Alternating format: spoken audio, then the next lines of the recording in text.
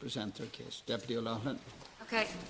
Thank you, Ceann Corla. And the question that I wish to put to the Minister, and I assume that Minister McGrath has taken this. We don't have Minister Harris here, unfortunately, but it's about the horrific situation that so many patients and families find themselves in CHO7, which includes my own county of Kildare and parts of West Wicklow, and indeed the situation in CHO8, which includes Laois.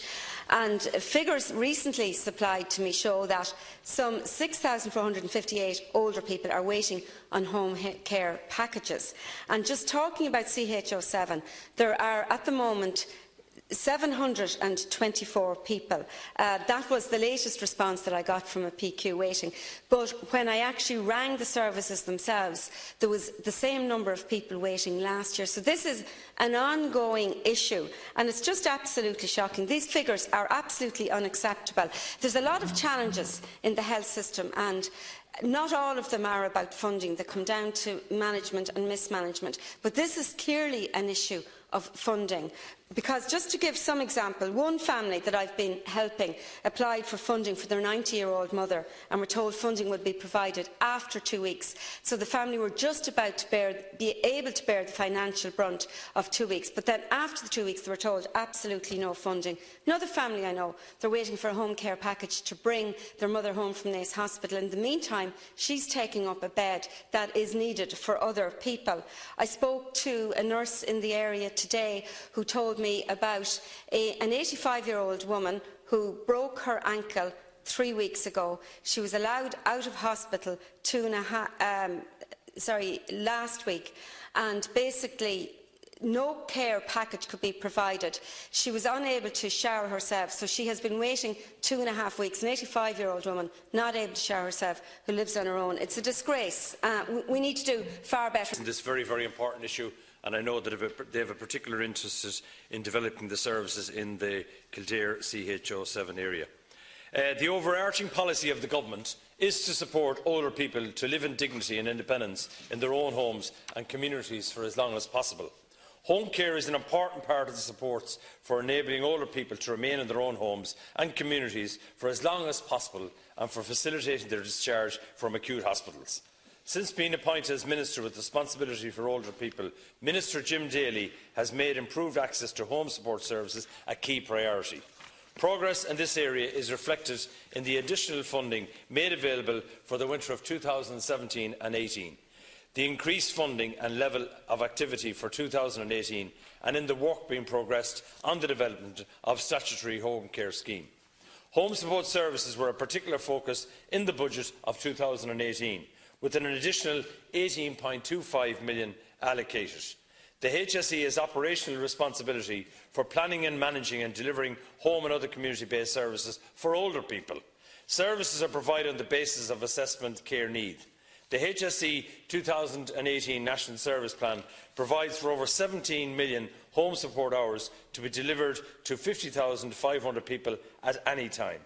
Intensive home care packages for older people with more complex needs are being provided to approximately 235 people at any time, delivering approximately 360,000 hours in the full year. A further 150,000 hours relating to adverse weather funding early this year will also be provided. This year, home support budget for Community Healthcare Organisation 7 is about 47 million, with an additional adjustment in spring of 1.4 million, in view of the sustained pressures in the community and to address the delayed discharges in hospitals. At the end of June 2018, there were 6,683 people in receipt of home care support services in the CHO7 area. The HSE is working within available resources, has sought to maintain and, where possible, to expand the range and volume of service available to support people to remain in their homes, to prevent early admission to long-term residential care, and to support people to return home following acute hospital admission. Despite the significant level of service provision, the demand for home support continues to grow.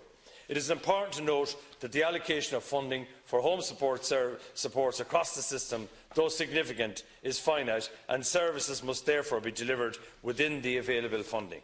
In that context, it is acknowledged that in some cases access to service may take longer than we would like.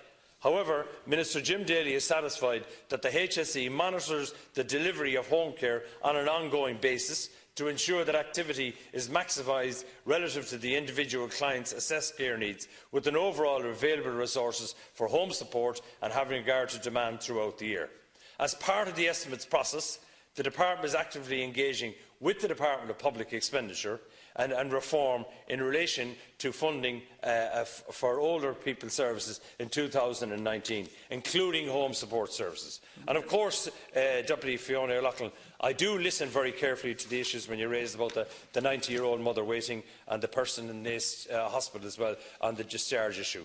Deputy Martin Hayden mentioned the stroke victims and also the hospital beds issues and the home care packages. And of course, these are priority issues, and I will bring your points raised today in the debate to the Minister. Thank you. Deputy O'Loughlin, 1 minute for supplementary. To be honest, that answer isn't worth the paper that it's written on. There's absolutely nothing there that could in any way satisfy the 796 people who are on the waiting list. Minister, I outlined the specific cases, but I want to ask you, how many cases are there where people are taking up hospital beds across the country who just need a home care package in place? More has to be allocated for 2019 if the government wants to see any reduction in the amount of people who are at the moment waiting in hospital for a home care package. We're currently in a trolley crisis. August was the worst month on record, and I just heard this morning, I think 33 on trolleys in Naas Hospital. Families across the country cannot afford to put supports in place, but they hate to see their relatives unable to come home without the supports. It's putting them in financial penury at this point in time. Something has to be done to resolve the issue. It is a far better system both for the patient, it's a far better system for the taxpayer when you look at the costs of staying in hospital and the costs of the waiting homes. The Minister has to give solid answers and a solid vision on improving the current system that we have. It's simply not good enough, Minister. Packages for home care have developed over the years with a significant local focus, and there is considerable variation in access services in different parts of the country. It is also accepted that there is considerable demand for home support services over and above the existing service levels. So your main points, you have hit the nail on the head.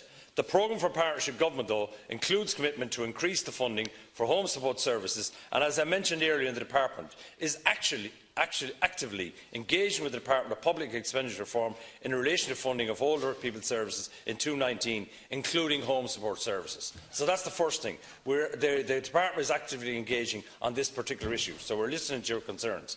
I'd also like to mention that my department is currently engaged in a detailed process to determine what type of home care support scheme is best for Ireland. I'm happy to say that we reached an important milestone in the development of a new home support scheme in June, when we published the report of the findings of the public consultation on home care.